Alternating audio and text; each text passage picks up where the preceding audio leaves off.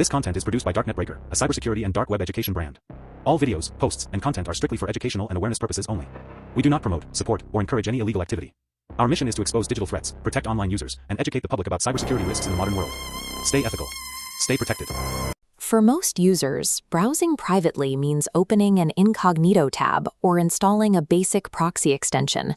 Against casual trackers, these tools hold up, but against a state-level adversary actively monitoring a national internet gateway, that thin layer of commercial privacy instantly shatters. Surviving coordinated nationwide surveillance requires looking past the user interface. Security at this level is dictated by the specific routing protocols and discovery mechanisms operating beneath the surface. Tor and I2P dominate the darknet ecosystem.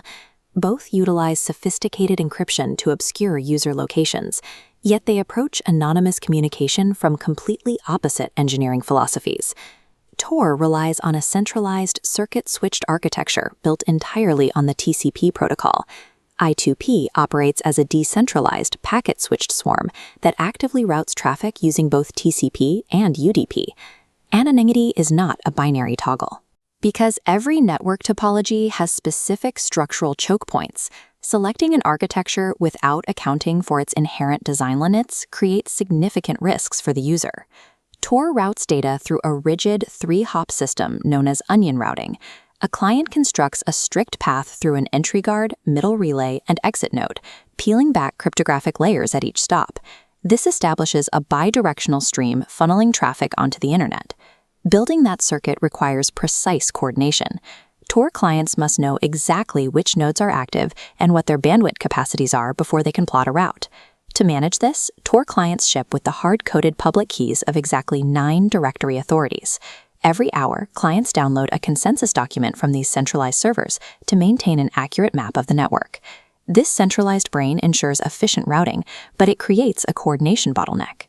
State-level sensors can extract the IP addresses of those 9 directory servers and block them at the national firewall, preventing new users from bootstrapping into the network. I2P responds with a different logic, garlic routing. A client isolates traffic into separate unidirectional inbound and outbound tunnels. During transit, I2P bundles multiple distinct messages into a single encrypted payload. This dense cluster obscures individual instructions from any intermediate relay. Without central authorities coordinating tunnels, I2P manages peer discovery through a self-organized distributed hash table called the Network Database, or NetDB. No single entity holds a complete map of the ecosystem. Instead of fixed servers, the NetDB is managed by a dynamically rotating subset of high-performance peers, known as floodfill routers. The responsibility for storing network metadata shifts continuously among these active nodes. I2P sacrifices the speed of centralized directories for a distributed peer-to-peer model. This swarm structure is engineered to prevent any single entity from becoming a point of failure for the entire network. This Wireshark I/O graph captures live Tor network traffic. The pink line shows Tor's throughput in bits per second, demonstrating a relatively constrained, consistent footprint that maps to standard web browsing requests. This capture records I2P activity on the same interface. The pink line displays massive throughput spikes. I2P's bundled garlic routing, combined with the fact that all peers actively route traffic for the network by default, pulls significantly more bandwidth. This graph tracks round-trip time, the delay required to encrypt, bundle, and route data across these decentralized networks consistently forces response times to spike well above 300 milliseconds. The live data aligns with the engineering intent. Tor's steady, lower latency stream supports external web browsing, while I2P's heavy throughput, high latency signature is structured specifically for internal file sharing and hidden peer-to-peer services. The physics of the network dictate the use case. Routing traffic through multiple encrypted layers imposes a strict tax on speed, requiring users to align their activities with the architecture that can physically support them. Anonymity networks are often measured by their ability to survive address-based blocking, an automated state action designed to prevent local clients from discovering other peers.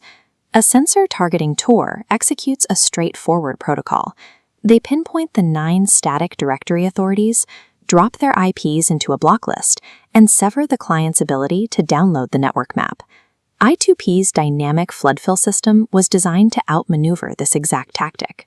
Yet, empirical analysis of I2P's 32,000 active daily peers reveals that its decentralized database collapses under a highly targeted injection attack. Researchers discovered that a sensor does not need to identify and block thousands of individual nodes.